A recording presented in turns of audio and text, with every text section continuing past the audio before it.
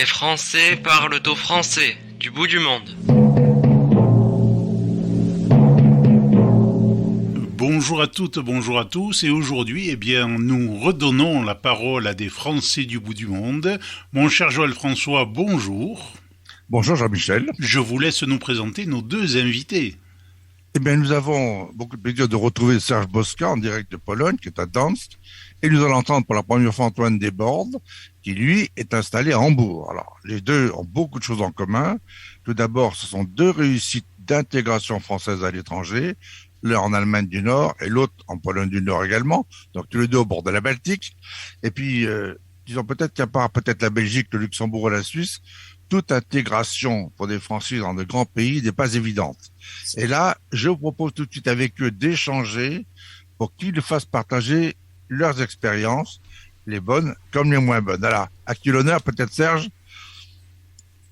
Bonjour tout le monde, Serge Boska, je suis donc à Gdańsk, installé en Pologne depuis, pour ceux qui ont déjà écouté, pratiquement une trentaine d'années. Et donc aujourd'hui, on va aborder différents sujets, entre autres le sport, ce que les Français ont pu apporter dans des pays nordiques. Et c'est très surprenant de trouver un camarade qui se retrouve aussi dans une ville asiatique, ce qui est toujours plaisant. Ça permet de faire encore d'autres rapprochements. Alors Antoine Desbordes. Eh bien, bonjour à tous et pour ma part, je suis déjà ravi de découvrir les uns et les autres aujourd'hui. Moi, je suis un Français vivant à l'étranger aussi depuis pas mal de temps parce que j'ai rejoint l'Allemagne juste après mes études. Donc c'était en 2002. Et depuis toute cette période, je vis à l'étranger, installé profondément ancré en Allemagne du Nord, dans la ville hanséatique d'Hambourg, une magnifique ville que je recommande à tout le monde, avec juste une petite entorse pendant 3 ans et demi que j'ai passé en Asie, en Chine, mais sinon, très profondément ancré à Hambourg. Et ravi aussi de voir qu'il y a des camarades dans d'autres villes asiatiques. Le monde est vraiment tout petit, chez les Français en général et à l'étranger en particulier. Et ce qui est très intéressant, c'est que Serge Boska aussi a une autre expérience, une autre réussite qui, elle aussi, s'est faite en Asie, Serge. J'ai passé 2 ans en Inde, dans le cadre d'une construction d'une ligne pour Saint-Gobain. Après, je suis aussi parti en Corée. Donc là, par contre, on n'avait pas finalisé le chantier, mais c'était un travail avec Samsung et des partenaires en glace également pour faire une ligne de verre pour les écrans plasma. Donc c'est un peu technique. Voilà, non, moi, la Pologne, j'étais pendant à peu près 26 ans en cumulé. Mais après l'école, en fait, j'ai passé que 2 ans en France. Donc j'ai l'Afrique aussi, j'ai le Brésil. Enfin, j'ai un peu plus bourlingué, on va dire. Vous remarquez que Serge a gardé son accent marseillais. Ouais, je constate. Alors, et vous, Antoine, vous êtes de quel coin? Moi, je suis de Normandie. Je suis né à Paris et j'ai grandi à Rouen. Donc, je suis profondément ancré dans la France du Nord, mais mes parents sont d'origine bretonne. Il n'y avait rien qui me prédestinait a priori à partir en Allemagne, aucun lien avec l'étranger. C'était vraiment juste une soif d'aventure, peut-être une grosse conviction européenne aussi, parce que j'ai fait des études franco-allemandes. Je voulais vraiment m'intéresser à d'autres pays européens et j'ai pensé que l'Allemagne c'était quelque chose que les autres faisaient pas forcément. Les Français partaient plutôt sur l'Espagne, des pays un peu plus ensoleillés, un peu plus sexy, pour dire les choses clairement. Et j'ai découvert en Allemagne quelque chose que j'attendais pas, mieux que ce que j'espérais en fait. Et voilà. Alors, un autre lien qui nous réunit, c'est que Serge Boska, Antoine comme moi-même, nous apportons l'Union des Français de l'étranger. Donc, l'Union des Français de l'étranger, c'est une association qui est presque centenaire, elle n'est pas encore, mais elle le sera bientôt, qui a été créée après 14-18, justement pour ne plus oublier tous ces Français qui étaient expatriés. Donc déjà, il y en a à l'époque qui les prenaient en compte. Le président de l'UFE Monde aujourd'hui est ambassadeur de France en Pologne, donc nous l'avons entendu sur cette antenne, il nous a expliqué bien les choses. Et ce qui nous réunit aussi, c'est que nous œuvrons aussi bien en Pologne qu'en Allemagne pour faciliter l'intégration des nouveaux arrivants. Alors, on parle plutôt des expatriés qui ont envie de s'installer, pas forcément de ceux qui viennent pour 6 mois ou 1 an, bien sûr. Mais comment s'est passé pour vous, Antoine, votre expatriation en Allemagne? C'était difficile. Comment ça s'est passé? C'était difficile. J'ai été accompagné par mon entreprise de l'époque, c'était Airbus Allemagne, qui avait un département qui s'occupait des nouveaux arrivants, des nouveaux Français aussi, mais c'était plutôt pour les expats. Je me suis senti un petit peu pas bien accompagné parce qu'il y avait tout un programme pour les vrais expatriés qui sont en général envoyés par des gros groupes où il y a vraiment tout un département ressources humaines pour les accompagner. Moi, j'étais intégré, j'étais en fait comme un employé un peu un immigré quoi, si vous voulez. Hein. Je suis arrivé en tant qu'avec un diplôme, avec un contrat directement allemand. Et du coup, tous les services locaux me considéraient comme tel, et j'avais pas du tout de soutien pour découvrir l'administration, comprendre comment ça se passait. Et je me suis débrouillé, quoi. Je me suis débrouillé avec mon épouse. On a essayé de faire tous les papiers, les démarches administratives. Mais c'est vrai que j'aurais bien aimé à l'époque avoir un bon coup de pouce de gens qui s'y connaissent, qui sont déjà sur place, qui nous prennent un peu sous leur aile, et ça nous a cruellement manqué. Et vous, Serge, comment ça s'est passé? Moi, j'ai commencé, donc quand j'ai fini l'école, je me disais, je suis parti dans les VSN, donc ex-VIE, donc j'ai fait l'Afrique noire. Donc là, c'était déjà un premier, on va dire, choc, mais j'ai très bien accueilli. J'étais dans une boîte d'import-export, donc ils savaient faire. On était quand même suivi par l'ambassade, donc il n'y avait pas de trop gros soucis. Puis c'était la Côte d'Ivoire, donc on parlait français, pas de soucis. Quand je suis rentré, je voulais repartir à l'étranger, donc on m'a proposé un potentiel chantier en Pologne. C'était pour Saint-Gobain. Et l'équipe, en fait, allait être allemande. Donc, on m'a dit, qu'est-ce que tu veux faire? Je dis, je pars en Allemagne. Donc, je me suis retrouvé avec Aix-la-Chapelle, qui est un fief quand même frontalier, très culture française très forte, donc beaucoup de gens qui parlaient français. Mais en fait, pour que j'apprenne l'allemand, ils ont dit que c'était trop facile, donc ou trop difficile, comme on veut. Donc, ils m'ont envoyé à Torgau, sur l'Elbe. Donc, c'est dans le Dreieck, donc entre Leipzig, Dresden et Berlin, en gros. Et donc là, c'est simple, soit on parlait allemand, soit on mangeait pas. Donc, j'ai fait des gros progrès en allemand. Alors les gens étaient adorables, hein, parce que c'est l'Allemagne de l'Est, mais c'était spartiate. Hein, m'arrivait des gags.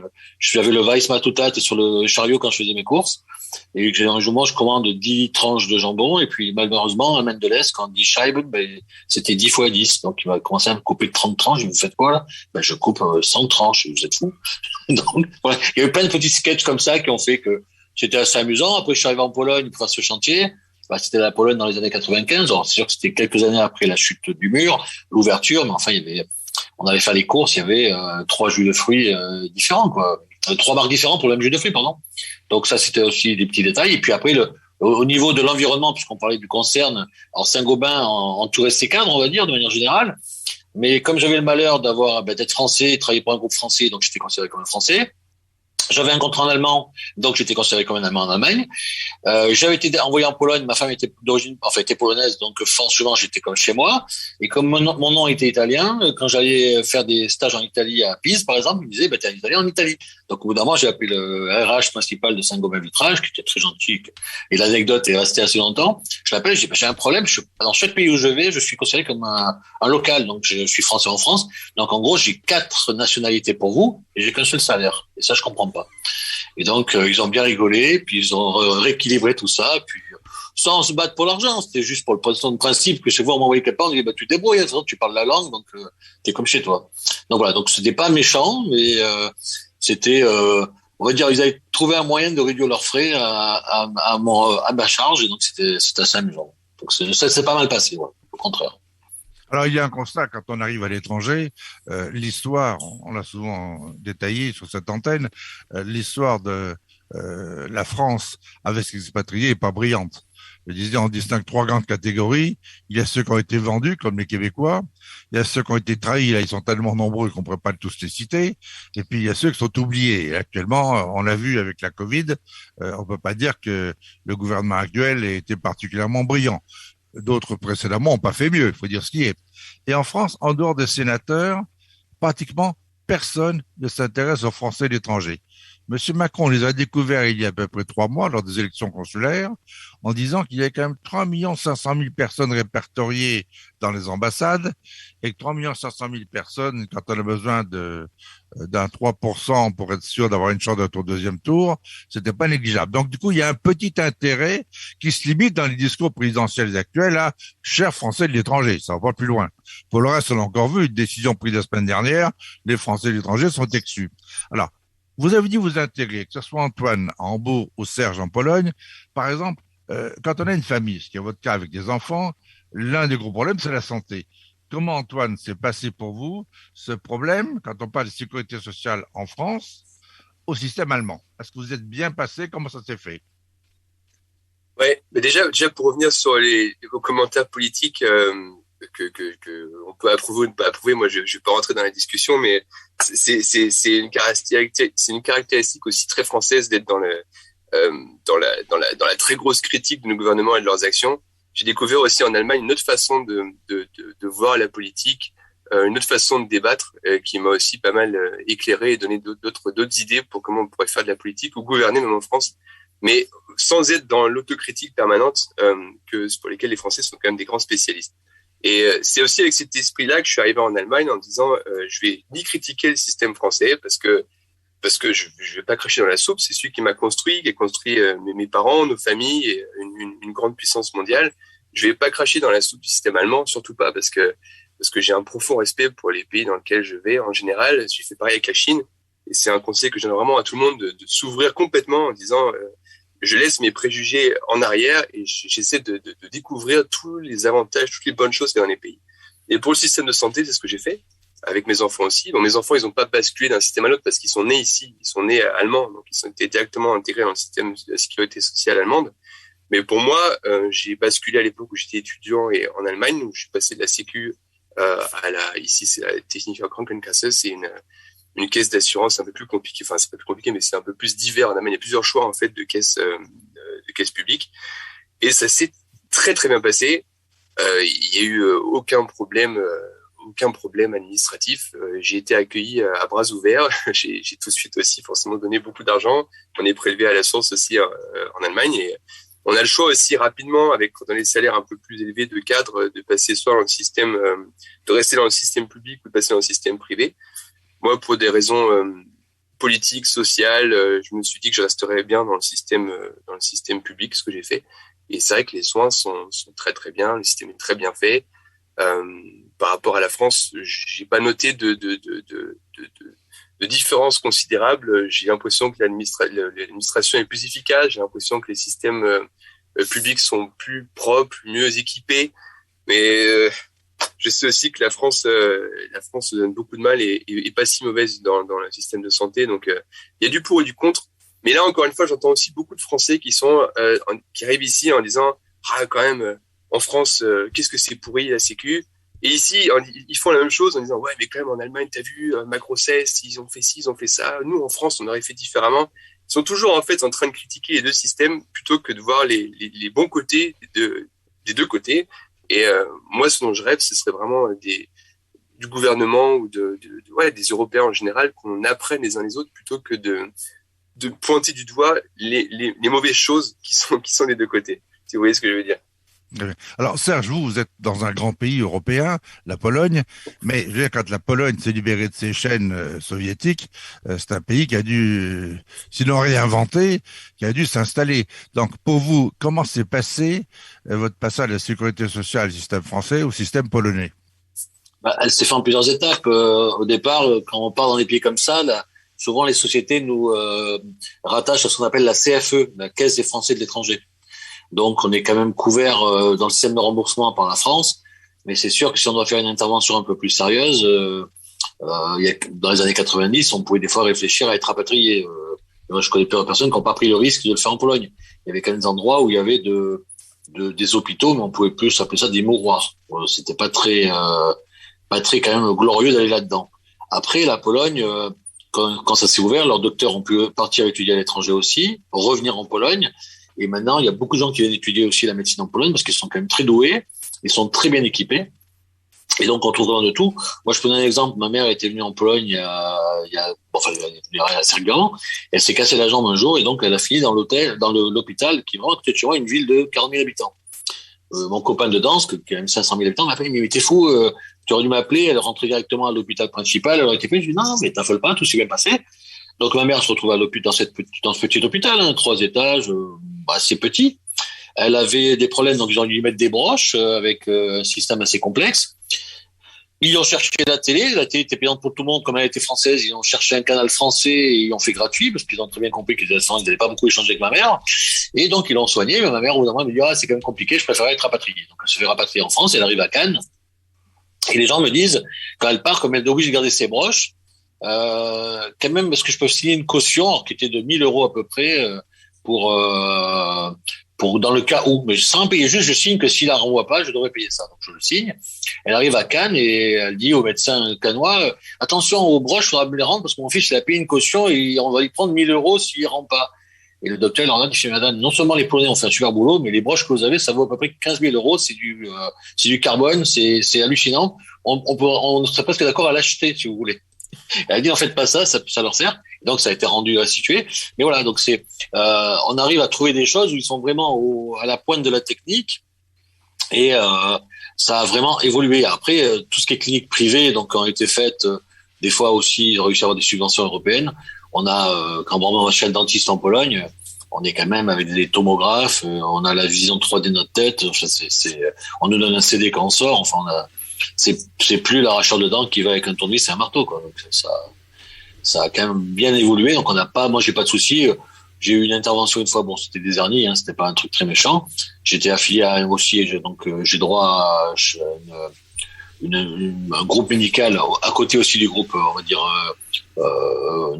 public. Et je l'ai choisi pas parce que c'était par luxe, c'est que des fois c'est plus rapide quand on va avoir pour un petit bobo. Voilà, donc j'ai cette assurance là en plus. Puis comme j'avais des enfants, c'était quand même mieux pour ça. Je devais me faire opérer. J'ai eu le choix entre les deux, je suis dans le public, hein. Et dans le public, ils m'ont fait ça, 2 jours, très très bien passé, très bien accueilli, très bien reçu. Voilà, des fois un peu vétuste comme installation, mais quand c'est propre, on n'a pas de problème à aller dans les appareils vétustes, hein, ça marche. Et les gens sont très compétents, donc il n'y a pas de souci par rapport à ça, avec des expériences. Comme on disait tout à l'heure, ils sont très ouverts aussi, ils sont friands de nouvelles technologies, donc ils sont pas comme nous en France, que notre centre de recherche, le CHU, je sais pas quoi, il est spécialisé, il veut voir que ce qu'il fait lui. Non, eux, comme ils voient ce qu'il y a partout, ils vont chercher ce qu'on appelle des fois les good manufacturing practice, hein, ils vont voir ce qui se passe ailleurs, et ils importent, ils le polonisent, et puis ils sont très heureux. Donc ça se passe très très bien, et il n'y a pas de souci. Maintenant, aujourd'hui, un Français ou un autre étranger qui vient en Pologne, on va dire les premiers mois, il peut être inquiet pour les problèmes de langue, parce que bon, la langue est quand même pas facile, mais après, pour ce qui est problème de soins, une fois qu'il a pris confiance, il sera très bien soigné et très bien suivi. Il n'y a aucun souci par rapport à ça. Je reviens un peu sur ce que disait tout à l'heure Antoine Desbordes. Il y a 2 points. Le premier point, il a raison. Les Français sont des insatisfaits permanents. Donc, ils manifestent tous les samedis. Maintenant, à Paris, c'est une tradition. Vous n'avez pas entendu parler, ça a commencé ce matin. Hein, les grèves, allez hop, il y a les vacances. Donc, du coup, ça y est, la France retrouve ses marques. Bon, ça, c'est les vérités. Mais son approche sur la politique, il a raison. Il a tout à fait raison, mais c'est une vérité qui n'est pas encore vraie pour tous les Français. J'espère que ça changera. Et en Allemagne, on s'en rend très bien compte. En Allemagne, on est habitué à la collégialité. On est habitué au dialogue permanent. C'est-à-dire que on peut avoir la gauche et la droite qui travaillent ensemble, quand c'est pour le bien-être. Il y a une autre grande différence entre la France et l'Allemagne, c'est que en Allemagne, on joue collectif. Et en Allemagne, quand on touche à la collectivité, chacun a l'impression d'être atteint personnellement. Donc, les Allemands respectent ce qu'est à l'autre plus facilement que les Français. Les Français, c'est pas eux, ils s'en foutent. Malheureusement, c'est vrai. Bon. Alors, il y a autre chose aussi, qui est de dire que tout n'est pas parfait, ni en Allemagne, ni ailleurs. Si en Allemagne, il y a des choses qui sont tout à fait remarquables, que l'on peut apprécier, nous qui vivons ici, quand on est en France, on peut quand même remarquer aussi des pépites, des choses qui marchent très bien. J'ai été extrêmement surpris un jour de comparer les systèmes de retraite français et allemands. Ben, tu dis, ça doit être un bordel là-dedans, j'imagine. Ben non. Les retraites en France, c'est quelque chose, du point de vue informatique, qui est un modèle universel. Et à côté, les Allemands, mais alors, je dirais pas qu'ils pédalent dans la choucroute, mais c'est beaucoup moins bon que chez nous. Et chose extraordinaire, dans un pays comme l'Allemagne, qui n'a raté aucune révolution industrielle, l'informatique, ils l'ont négligée. Et la digitalisation, ils sont passés à côté. C'est quand même incroyable parce qu'aujourd'hui, bon, alors peut-être Serge, vous qui êtes bien dans ce domaine également, comment est-ce que les Polonais sont passés, j'ose pas dire de l'âge de la pierre, du temps des Soviétiques, à l'âge que nous vivons aujourd'hui? Comment s'est faite cette transformation?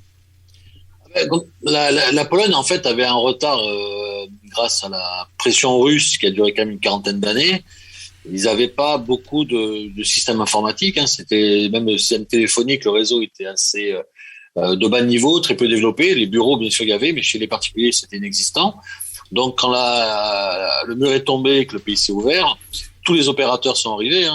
Les opérateurs Deutsche Telekom, Orange sont arrivés en Pologne, ont commencé à s'installer. Quelques petits Polonais ont voulu se mettre, mais ils ont été rachetés et continuent d'être rachetés. Là, maintenant, actuellement, on a Free qui est arrivé en Pologne. Donc, ça continue quand même ce genre d'acquisition. Donc, le réseau a été installé tout de suite à la nouvelle version. Les Français arrivés en Pologne voulaient installer et vendre leurs vieux modems. Les Polonais, ils ont dit non, nous, on veut les nouveaux, on va pas passer par les vieux. Donc, ils ont fait des sauts de génération assez rapides et on s'est retrouvé avec un réseau très vite développé. Maintenant, en France, ça commence à venir. En Pologne, dans les rues, on trouvait beaucoup de spots Wi-Fi gratuits. Et le QR code était assez implanté. Donc, on voit un monument, il y a un QR code à côté. Le Wi-Fi, il est présent gratuit. On cliquait avec son téléphone, on se branchait, on avait l'explication du monument dans la langue qu'on voulait. Donc, ils ont fait vraiment une révolution qui permettait de mettre en avant leur pays en profitant des dernières technologies. Les réseaux d'eau où je travaillais quand même pas mal d'années, ils sont très rapidement passés dans les lectures à distance. Alors, pour l'informatique, on le voit également en Allemagne. L'Allemagne a été cataloguée, je crois, comme 24e pays après l'Ouganda, qui n'est pas une référence dans le domaine industriel. Bon, dans le domaine informatique, dans les grandes villes, ça va, mais dès qu'on arrive dans les petites villes en Allemagne, on retrouve les problèmes que l'on a en France, où on a des régions qui sont complètement, je ne vais pas dire désertifiées sur le plan informatique, mais qui sont un peu délaissées. Espérons que ça va changer, que ça changera rapidement. Alors, peut-être, pour rester un peu sur ces sujets, Antoine, en Allemagne, le travail que vous faites, ce que les Français peuvent apporter dans le domaine des startups, par exemple, est-ce que c'est quelque chose de dynamique? Est-ce que c'est un modèle à suivre? Ouais, absolument. Mais avant que je vienne de parler des startups, juste 2 mots aussi sur la digitalisation et une petite anecdote de ma part, parce que c'est vrai qu'il y a un retard informatique par rapport au reste du monde, surtout par rapport à l'Asie. Et c'est vrai qu'en Allemagne, moi, je suis surpris des fois quand je prends la route, que je vais à Berlin ou que je vais à Dresde en voiture, on traverse des grands tronçons de territoire où il n'y a plus de 4G, il n'y a plus de réseau. On se dit, c'est pas possible que je sois en Allemagne, dans une des plus grandes puissances du monde, et que je capte pas. C'est incroyable. Et en étant en Chine, et je suis arrivé en Chine en 2016, mon Dieu, quel choc digital je me suis pris en pleine tronche, en voyant tout le monde. Il y avait même plus de cash qui circulait déjà à l'époque. Les gens payaient avec une application qui s'appelle WeChat, qui est une espèce de mélange entre WhatsApp, Instagram, Facebook, PayPal, tout en un seul outil, évidemment qui est contrôlé par l'État et qui a été largement poussé, mais une avance digitale monstrueuse. Je voyais les mendiants dans la rue à Shanghai qui mendiaient avec un QR code. C'était en 2016. On leur donne de l'argent, pas en jetant des pièces, mais en leur envoyant sur leur compte WeChat de l'argent électronique. Incroyable. Tout là-bas était déjà avec les paiements à distance. On n'avait plus de carte de bus, mais on payait avec, on se scannait avec nos téléphones, même sans QR, juste avec la puce qui est à l'intérieur. Hallucinant. Et en retournant en Europe, je me suis dit, on a encore un bon bout de chemin à faire. Les pays asiatiques et surtout la Chine sont en train de prendre une avance phénoménale sur nous là-dessus, et on a intérêt à bien s'accrocher si on veut garder l'avance technologique qu'on a eue ces dernières décennies ou centenaires, parce que voilà, on a des traditions qui sont profondes, mais attention à ce qu'on ne se fasse pas doubler à toute vitesse par la gauche par les pays asiatiques. Alors, et c'est un peu aussi ce qui est le cas pour les startups. Je sais que l'Allemagne est pas du tout une bonne élève en termes de création d'entreprises, que la France a fait des énormes progrès ces dernières années. J'ai toujours suivi la French Tech de très près, que ce soit en Chine ou en Allemagne, et on a un vivier d'entrepreneurs et de startups dont on peut être assez fier en France, je dois dire, et que les Allemands ont du mal à copier. Je pense que c'est pas par manque de volonté d'entrepreneuriat en Allemagne, parce que c'est un pays qui a fondé aussi sa puissance sur les Mittelstand, sur les entreprises de petite et de moyenne taille. Donc il y a vraiment dans l'ADN une profonde culture d'entrepreneuriat. Mais je pense que peut-être que c'est lié à l'ultra spécialisation des systèmes pédagogiques. Il y a un manque de largeur, d'ouverture d'esprit d'un côté qui fait et que nous on a en France. On a des profils très très généralistes, on est capable de faire des liens entre beaucoup de choses. L'ultra spécialisation allemande leur empêche peut-être actuellement de faire les connexions entre les différentes technologies qui sont la base des pépites, pour moi, des startups, où on fait le lien entre le hardware, le software, les services. Et là-dessus, on est quand même très fort en France, et c'est des profils français qui sont très attractifs pour les Allemands aussi, qui arrivent avec une culture différente, en fait, de multidisciplines. Vous voyez ce que je veux dire? C'est des choses qui sont pas forcément présentes dans le système éducatif allemand, et qui seraient, je pense, quelque chose à changer dans leur système éducatif. Je sais qu'ils y travaillent, mais il y a encore des progrès à faire là-dessus. C'était très intéressant. D'ailleurs, on le retrouve aux États-Unis. Les Allemands et les Américains sont procéduriers, les Allemands et les Américains sont spécialisés, et les Français ont beaucoup plus de gens qui ont une ouverture plus grande. Et donc, on a de très grands spécialistes en Allemagne et aux États-Unis, mais dès qu'on va avoir des gens qui sont pluridisciplinaires, alors là, on a un gros problème. Et en plus, comme en Allemagne, la règle veut qu'on ne s'exprime que dans le sujet dans lequel on est censé être compétent, professionnellement, donc les gens refusent même de parler des domaines dans lesquels ils ne sont pas responsables. Donc du coup, il y a même plus ce dialogue qu'il peut y avoir en France. Bon. Alors Serge, comment vous vivez ça en Pologne? Exactement les mêmes problèmes. Encore une fois, la Pologne, je l'ai vu évoluer dans les 30 dernières années, donc j'ai pas connu tout ça. Quand je suis arrivé, il y avait beaucoup de choses à construire. Les Polonais étaient friands. Nous, on arrivait, on apportait des technologies, donc on était très bien accueillis. Il n'y avait pas de souci là. Après, au bout de 15 ans, quand les Polonais ont appris, ils ont pris leur leadership normalement, naturellement. Et là, ils sont restés en Pologne, soit les gens qui étaient envoyés par les grands groupes parce qu'ils voulaient à tout cas avoir un patron français, soit des gens qui étaient encore plus spécialisés, soit ceux qui aimaient la Pologne. Après, depuis maintenant une bonne dizaine d'années, ils créent des incubateurs, ce qu'on appelle. Donc, c'est des petites... Ils créent une société qui permet aux micro-sociétés de se créer, de faire des startups, des modèles startups dans différents domaines. Hein. Et ils travaillent ensemble en leur mettant à disposition des bureaux, de l'informatique, des secrétaires communes, des hotspots un peu plus rapides. Et donc là, eux, ils ont même fait ce courant en marche. Après, ils ont des voisins qui sont plus dynamiques, comme la Lituanie ou l'Estonie, parce que le pays est encore plus petit. Donc là, ils ont fait en plus des facilités en termes d'impôts.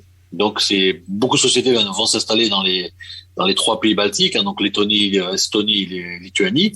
Mais la Pologne n'est pas en retard sur ça. Il y a beaucoup de bâtiments qui se créent. Le seul changement qu'on pourrait voir maintenant pour être vraiment tout frais, c'est au niveau des conséquences de la Covid, où beaucoup de gens se posent la question est-ce qu'il ne faut pas réduire les grands bureaux, puisque les gens peuvent travailler chez eux, et par contre profiter de ces espèces d'incubateurs pour faire des lieux de rencontre avec des salles de conférences mises à disposition, des salles de réunion. Et dans ce cas-là, on se retrouve quand il faut des fois, parce que on a tous été surpris par la qualité du travail que l'on peut faire à distance, mais le face-to-face a quand même aussi des fois des avantages non négligeables, encore plus dans des contextes internationaux, parce que des fois, parler en anglais à travers un Zoom, c'est mignon, mais les quiproquos peuvent être là. Si on est à côté, on travaille, on dessine, on montre, on réagit, on interagit, on fait du bouge à Moscou, comme on dit en polonais, ou du brainstorming, pour dire comme disent les Anglais. On se remue le cerveau, et puis voilà. Donc c'est très intéressant. Mais encore une fois, c'est des pays très jeunes ici. Donc les étudiants qui parlent beaucoup de langues, hein, parce que là, quand on parle de ça, on est quand même dans un contexte où on a un peu appris l'allemand, on a un peu appris le polonais, donc on est plus habitué. Mais en France, même si dans toutes les écoles d'ingé, on demande aux gens de passer leur TOEFL ou d'autres diplômes hyper évolués, après, dans la pratique, quand on les met, ils n'osent pas parler, ils ont peur d'avoir l'air bête. Enfin, il y a toujours les mêmes blocages que les Français ont toujours à l'étranger, parce qu'on pense aussi que notre langue est la langue principale pour la diplomatie, et donc on n'a pas besoin d'apprendre le français. Le français doit être partout, et puis on a oublié ça. Alors après, on dit oui, non, il y a aussi l'anglais qui est important. Mais les mecs qui vont parler en anglais, les gens, il n'y en a pas tant que ça, ils aiment pas trop. Et puis on a de bel accent franchouillard derrière, ce qui fait que ça limite ou ça devient comique. Donc les réunions sont aussi nécessaires, les startups existent. Donc ça, c'est un pays jeune qui évolue. Votre réaction, Antoine, sur les propos de Serge? Non, mais oui, je confirme surtout l'aspect.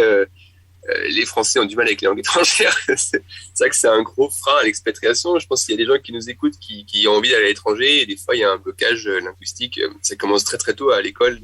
Je me rappelle des copains à l'école, ceux qui en cours d'anglais essayaient de prendre l'accent anglais pour dire des mots anglais, ils se faisaient charrier tout de suite. Hein. On a ça au fond de nous. Hein. On n'a pas envie de montrer qu'on peut parler une langue étrangère proprement. Et c'est vraiment un dommage parce que c'est un gros frein à l'internationalité. Et, il faut bosser là-dessus en France, clairement. Nous avons les exceptions. Hein. Dans les précédentes émissions, on a Joël Brosse qui est par exemple maintenant installé en Tchéquie. Moi, je me souviens de Joël Brosse quand il était attaché de défense en Slovaquie. Quand il faisait un discours en slovaque, les Slovaques se demandaient où il avait appris les Slovaques. Ouais. Or, voilà un garçon qui est né près de Marseille, pas loin de Marseille, donc qui a vécu en Afrique, hein, et qui s'est mis à apprendre le russe, le polonais, l'allemand, l'italien, et qui parle des langues parfaitement. Il parle le polonais, mais vraiment très très bien. Quand il chante l'hymne tchèque, il y a pratiquement peu de Tchèques. Il s'arrête pour l'écouter parler parce qu'à lui tout seul, il a de belles voix, mais en plus, il le chante magnifiquement et il parle la langue d'une manière remarquable. Donc, on a en France quelques rares individus qui sont de parfaits linguistes. Il y en a peu, mais il y en a quand même quelques-uns, notamment chez nos ambassadeurs. N'oublierai jamais, j'étais un jour dans un pays lointain, par du Kazakhstan, où j'ai entendu, c'est en Mongolie, hein, où l'ambassadeur de France a fait un discours en mongol. Mais même les Mongols étaient incapables de parler le mongol aussi bien que lui.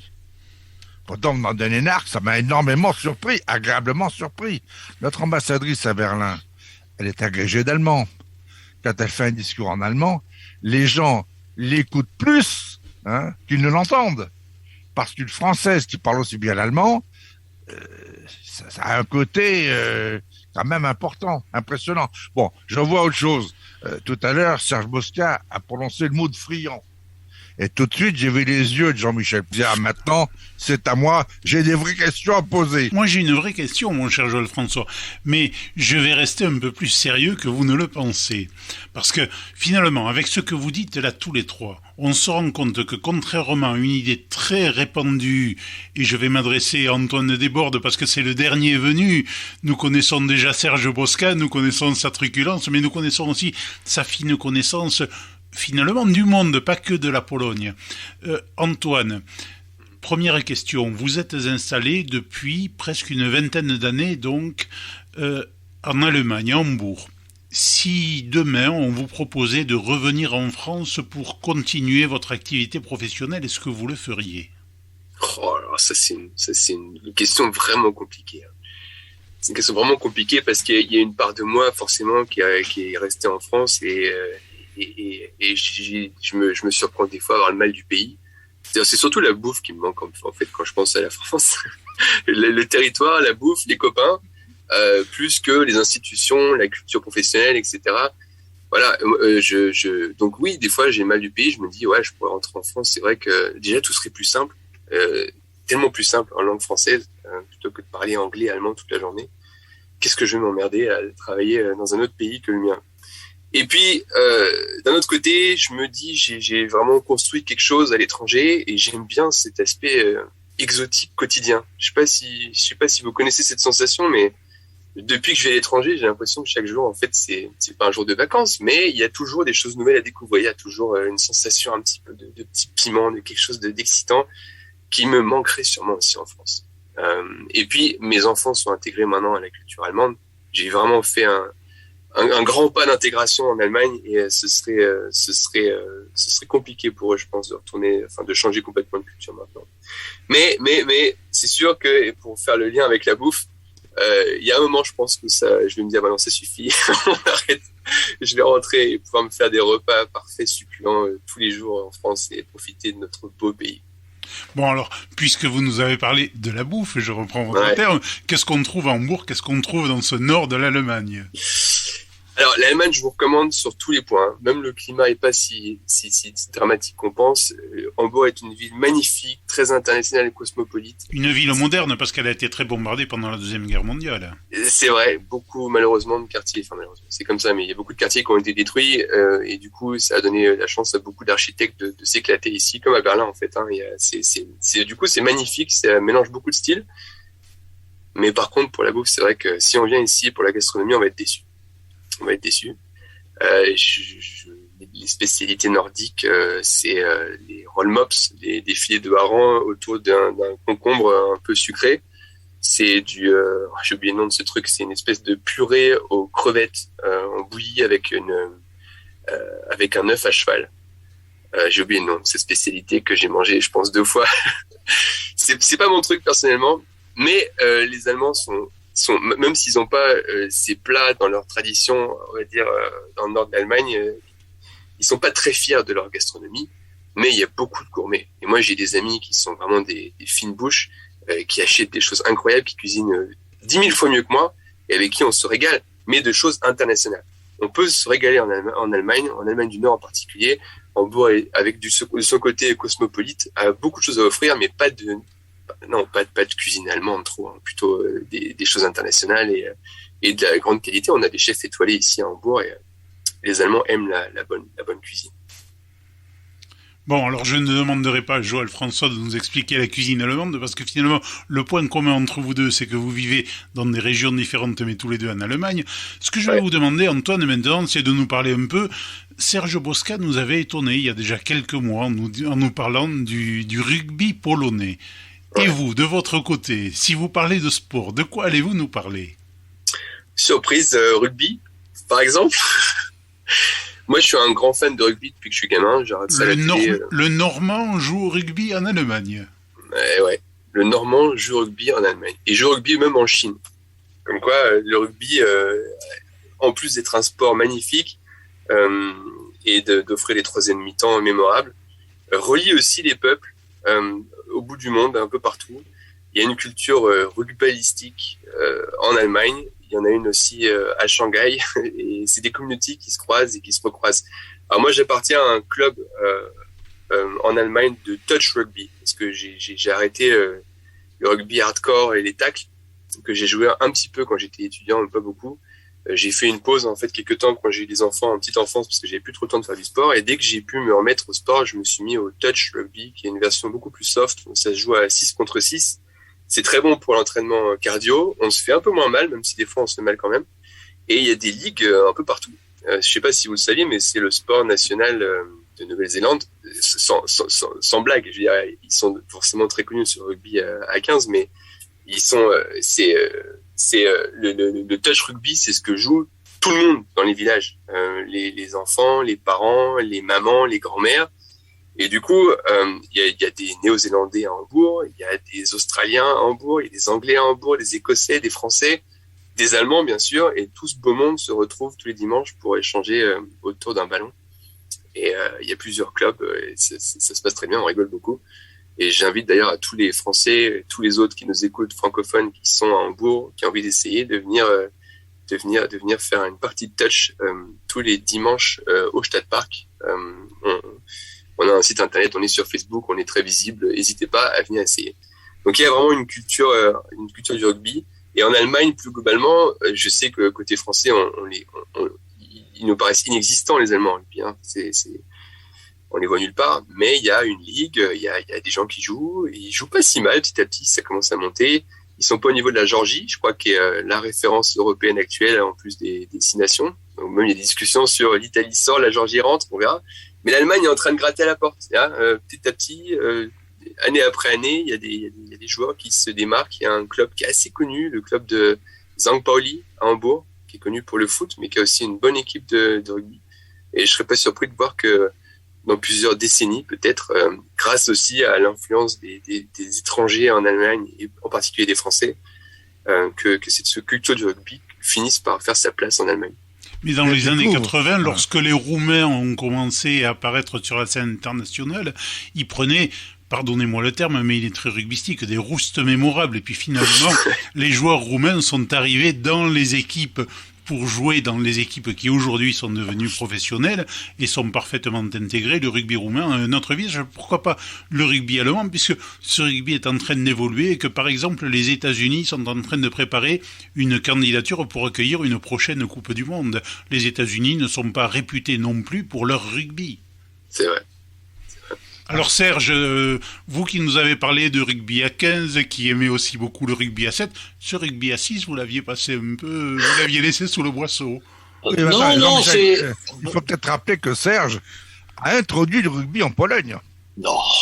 Oh, je pense que nos auditeurs se souviennent. Je pense que nos auditeurs se souviennent. Leur montrer tout de suite ce qui m'intéresse. Non. Le rugby en Pologne a été apporté par Louis Amblard en 1922. donc bientôt 100 ans. Donc un Français quand même, militaire français, par la Triville, justement, par donc danse à l'époque c'était plutôt danse comme ça. Il y a 100 ans, Gdynia existait pratiquement pas, c'était un port. Mais non, donc le rugby est arrivé en Pologne il y a très longtemps. Moi, j'étais juste une des pierres, ce que Antoine ne le sait peut-être pas, mais bon, j'étais président de la fédération polonaise de rugby.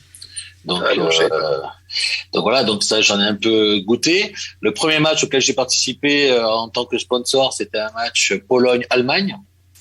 Et pour l'anecdote que je vais déjà raconter, je pense, à la troisième mi-temps, ils se sont tous mis à chanter des chansons paillardes en français. Donc la langue commune entre les Allemands et les Polonais était le français. Donc ça montre là des exemples d'intégration très très poussés et très surprenants. Et voilà. Après, bon, le touch rugby, j'en ai pas parlé parce que il est en rencontre, mais il est pas au même niveau quand même que le 15 ou le 13 ou le 7. Donc voilà, après le 13 et le 15 étant les plus élaborés, mais il y a eu même du rugby à 22 de mémoire. Hein. Il y a eu vraiment beaucoup de versions différentes du rugby. Parce que le rugby étant un sport d'intégration totale, il y a des grands, des petits, des gros. Chaque poste a sa spécificité et son besoin. Après, le rugby à 7, il est devenu olympique parce qu'il est beaucoup plus dynamique. C'est un sport beaucoup plus rapide, donc beaucoup plus télévisuel aussi, et qui se fait sur un week-end ou sur une compétition comme les Jeux olympiques. C'est intégrable. Une Coupe du monde de rugby, ça dure pratiquement 6 à 8 semaines, donc à cause des blessures, des fatigues. Donc c'est pour ça que ça passe moins bien. Après, le touch rugby, en fait, c'est des évolutions des rugby d'apprentissage. Pour les enfants en bas âge, ce qu'on appelle le tag rugby ou le rugby tag. Ils ont des espèces de banderoles scratchées et dès qu'on arrache les deux banderoles, il doit s'arrêter et donner le ballon. Le touch rugby, c'est un peu la même base. En fait, on avance en se tapant deux mains sur la personne. Il est obligé de donner le ballon dans les 5 mètres. C'est pas celui-là encore, peut-être une autre version. Mais nous, on peut un jeu comme ça, c'est-à-dire que tu cours, et si quelqu'un te pose les deux mains sur le dos ou quelque part, tu dois t'arrêter et passer la balle. Et il y a des échanges de ballons, tous les 3 échanges, où une personne était bloquée, s'ils n'ont pas marqué le point, ils passent la balle avec l'équipe adverse.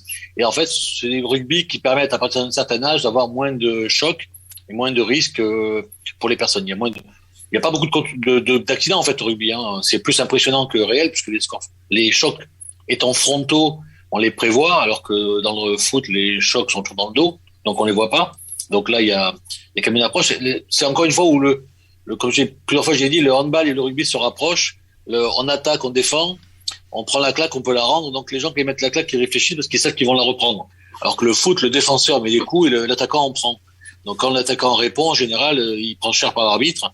Alors que si on faisait le service rendu pour la nation, en fait, il mérite de donner un coup de pied. Des fois, on comprend les réactions de Maradona sur Gentile en Coupe du Monde et des choses comme ça, c'est inévitable. Voilà, donc le rugby, il y a un peu ces versions-là, mais c'est vrai que au niveau rugby, la Pologne et l'Allemagne sont à peu près dans les mêmes groupes régulièrement. C'est Europe 2, Europe 1, donc c'est le groupe d'en dessous.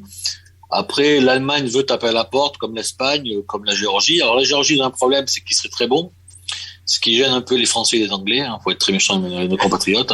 Parce que le rugby mondial est quand même, malgré que la Nouvelle-Zélande soit les meilleurs depuis pas mal de temps, tout ce qui est administratif, c'est l'Angleterre et la France qui gèrent ça, mais qui le gèrent très bien. Donc c'est dur aussi de leur jeter une pierre quelconque. Ils ont fait ça très bien. C'est juste pour l'élargissement des compétitions internationales. La Coupe du Monde, depuis quelques années, est très intéressante à suivre. Il y a même des surprises quand on voit le Japon qui bat l'Afrique du Sud. Comme ça, c'est quand même des résultats remarquables et mémorables.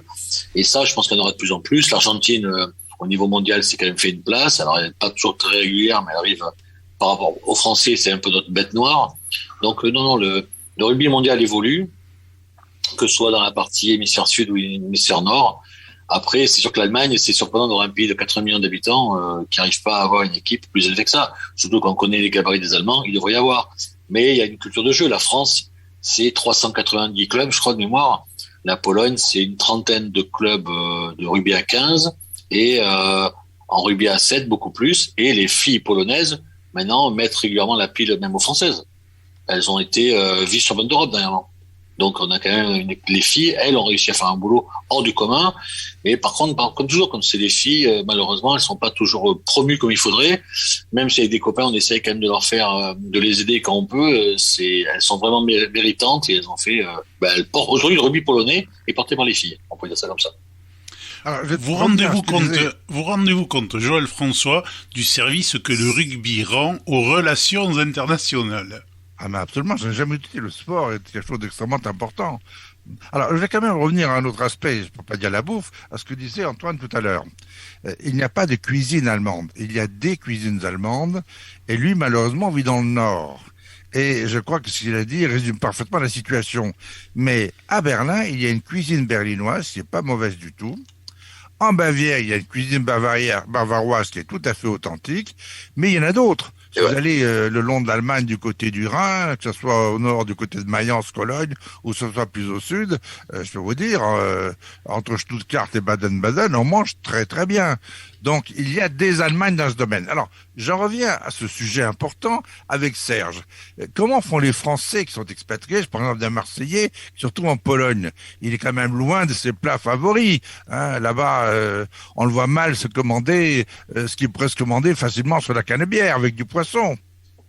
Ah, écoute, au fur et à mesure, il y a des progrès de plus en plus. Hein. Il y a des imports maintenant directs de Rungis qui arrivent en Pologne. Donc, le poisson maintenant est là. Moi, j'aime bien faire des fois la bacalhau, donc le plat portugais. Et régulièrement, maintenant, je l'enrichis. Parce qu'en fait, la Pologne, c'est ça qui est bien, c'est que les recettes, on les fait vivre.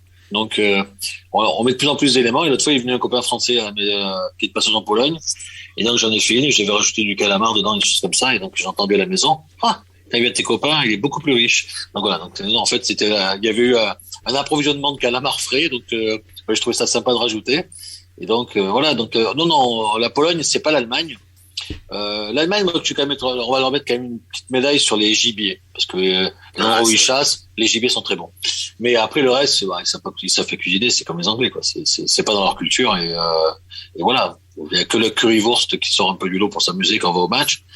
Et après le reste, c'est pas terrible. Donc le currywurst, c'est la saucisse blanche grillée avec la sauce curry. Voilà, ça c'est typique. Mais la Pologne, non, la Pologne a toujours une culture de cuisine qui était assez grande et donc qui était peut-être un peu grasse parce que c'était un pays froid. Mais après, très bon. Autant les poissons, on mange pareil du hareng-sort, il y en a de tous les côtés. Ils aiment bien manger de la truite parce qu'il y en a beaucoup. Les animaux, ils mangent bien sûr beaucoup de cochons, de viande blanche. La viande rouge, c'était un peu moins parce que ça coûte plus cher et puis les vaches, ils faisaient plutôt du lait. Mais après, le reste, tout ce qui est légumes, tout ce qu'on veut, c'est un pays de paysans. De toute façon, Pologne, c'est le champ, donc c'est le pays des paysans. Donc la culture, ils produisent toutes formes de fruits, de légumes, donc il n'y a aucun souci par rapport à. Bon, j'ai même dans les périodes les plus noires de la Pologne, ils arrivaient toujours à sortir un cochon que les Russes voyaient pas et je le partageais. Donc ils ont toujours été très malins les Polonais sur ça. Donc on meurt pas de faim. Après, comme je disais, comme pour le reste, ils aiment bien, ils sont très friands de goûter des nouveaux produits. Alors, ils vont à l'étranger, ils goûtent, ils ramènent. Après, ils adaptent. Maintenant, ils font du vin, les Polonais. Depuis dernièrement, ils font du vin. Ils produisent du vin de plus en plus, par exemple. Avec, bien sûr, le côté polonais, c'est qu'au lieu de se concentrer sur un ou deux et faire vraiment une qualité au départ, ils se font sur un petit territoire, 3, jusqu'à 14, même, des fois, types de vins différents. Alors, c'est sûr que là, ils ont un peu du mal, puisqu'ils arrivent à en optimiser aucun. Alors, il y en a un qui est bon, et des fois, il y en a certains qui sont vraiment pas bons, et on dit, pourquoi vous avez fait ça? Ah, parce que j'avais goûté là, et je trouvais ça très bon. Oui, mais enfin, c'est pas parce que tu as trouvé là un vin qui naît sous le ciel de Marseille, il a un ensoleillement qui sera pas le même que en Loubousquier, là, un peu de la frontière biélorusse. Donc voilà, donc c'est quand même le terroir est important. Bon, la terre est bonne ici, et après l'ensoleillement, la pluie, c'est quand même des éléments importants pour le vin. Donc là, ils ont un peu du mal, mais bon, non, la nourriture en Pologne, c'est surtout pas un problème. C'est l'endroit où, si on résume la Pologne, c'est un pays accueillant, assez joli. Même très joli par endroits.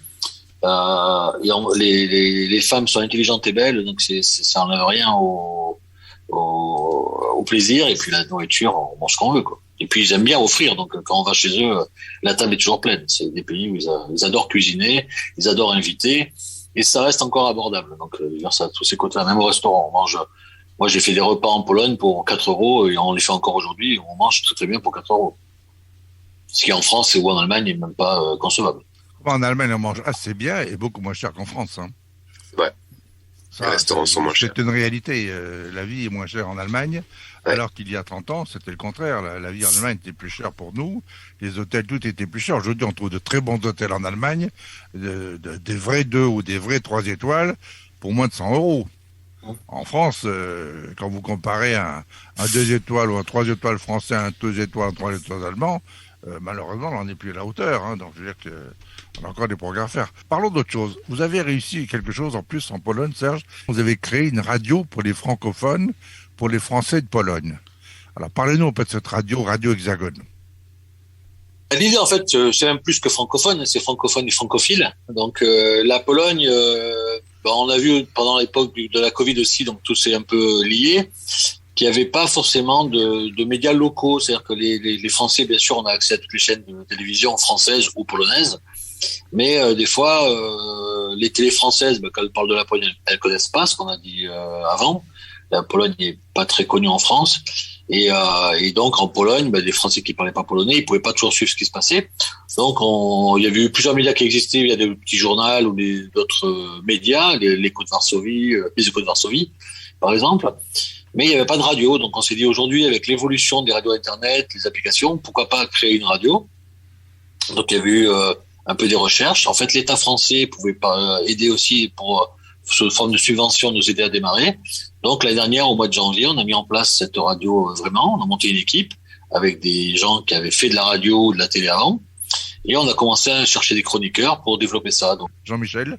Oui, moi je voudrais dire quand même que cette émission m'immiscie dans une zone où finalement nous sommes frontaliers avec l'Espagne.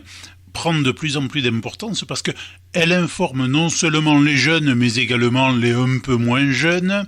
Finalement, tout un chacun prend conscience et des facilités et des difficultés d'un Français qui a choisi d'aller vivre à l'étranger, qui a trouvé là-bas un nouveau mode de vie, qui a trouvé une motivation professionnelle, quelquefois une motivation personnelle, parce que une famille a pu être fondée une fois qu'il ou elle s'est installé à l'étranger, et ça nous informe, ça nous instruit tout simplement. Antoine ? Oui, je tenais à vous remercier déjà. Tous les trois. Merci à vous. Une question, Antoine, avant de conclure définitivement cette émission, ça touche à sa fin, oui. Mais vous êtes combien de Français à Hambourg, dans la région, là ? Eh bien, je ne sais pas. Et c'est pour ça que j'essaie de fédérer un peu plus toute cette communauté. Avec Joël François, on est en train d'essayer de voir comment est-ce qu'on pourrait stimuler un petit peu l'union des Français d'étrangers à Hambourg. Hambourg est une ville internationale, il y a des échanges avec beaucoup de pays, donc il y a une longue tradition aussi d'échanges internationaux avec la France. Mais c'est beaucoup de petits groupes qui se connaissent, qui se fréquentent, mais on manque un petit peu d'un groupe fédérateur qui pourrait nous réunir un peu plus tous ensemble. Et c'est très difficile parce que les Français, le terme allemand de groupir qui a été illustré dans les films en France, en Allemagne, c'est très différent. Les Allemands savent que les Allemands, ils vont les voir. Les Français en Afrique, il y a un Français à 40 km, on ne veut surtout pas le connaître. Alors que là, justement, l'intérêt, c'est aussi de se réunir, parce qu'ensemble, des fois, on est plus fort, et puis on est mieux organisé, et puis on peut échanger. En plus, l'avantage, vous avez les apports de gens qui sont de différentes régions, qui apportent des solutions qui sont diverses. Serge, par exemple, en Pologne, où il n'y a pas que des Marseillais. Non, il n'y en a pas beaucoup, mais après, là, c'est le dilemme, de toute façon, dès qu'on fait, on part d'un pays étranger, c'est soit on s'intègre et on vit au milieu des étrangers, soit on vit avec des Français, et dans ce cas-là, on exclut les étrangers. Parce que le problème, comme on disait tout à l'heure, il n'y a pas tout le monde qui va apprendre la langue. Moi, j'ai plein de copains à Varsovie qui vivront dans un milieu français, donc c'était français ou anglais, et les mots polonais étaient très limités. Aujourd'hui, maintenant, après 10-15 ans, bien sûr, ils sont mis au polonais, mais les 10 premières années de leur vie, ils n'avaient pas besoin du polonais, donc c'était juste un client pour eux, et ils parlaient avec une autre langue. Quels que soient les domaines d'activité. Moi, étant passé plus de temps dans les provinces, il y avait beaucoup moins de Français, donc bien sûr, je pouvais aller directement au contact des Polonais, des locaux, des autochtones. Et dans tous les pays où j'étais, c'était pareil, parce que vivre à Berlin ou vivre à Dresde, à Torgau, c'est pas du tout pareil. On est le seul. Souvent, moi, j'étais le seul Français quelque part. Et c'est des discussions toujours très ouvertes, très enrichissantes, qu'on fasse du sport, qu'on fasse des repas. Donc la base de l'intégration passe à un moment par une phase de désintégration de son milieu naturel pour aller vers l'autre, le rencontrer, le connaître, et après, oui, on peut se retrouver ensemble. C'est pas incompatible. Mais faut le faire en faisant attention de pas non plus faire une discrimination en disant de créer ce microcode. On est Français entre nous, mais même en Pologne, on va se créer et on va créer un sous-groupe qui va faire que, bien sûr, les locaux vont pas l'accepter. Ça, c'est inévitable. je suis d'accord à 10 000% sur ce que tu viens de dire, Serge, sur l'intégration, la désintégration. Je crois que c'est un point clé de tous les Français à l'étranger.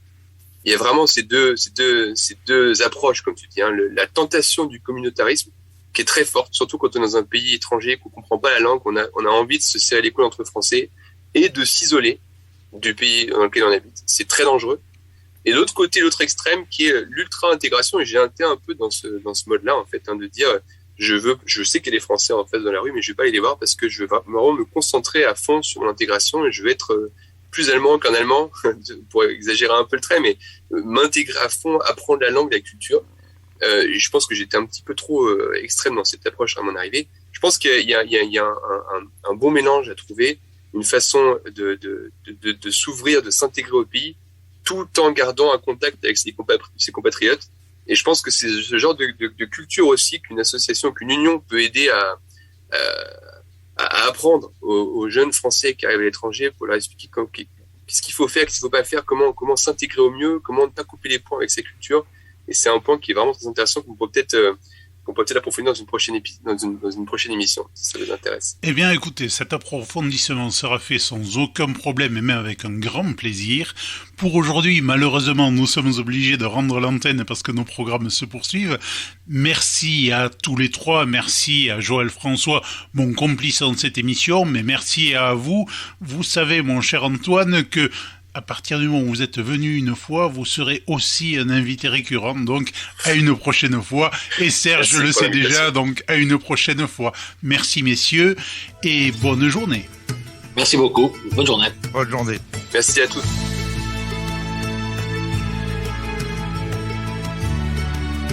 La Voix du Béarn, la radio qui donne aussi la parole aux Français du bout du monde.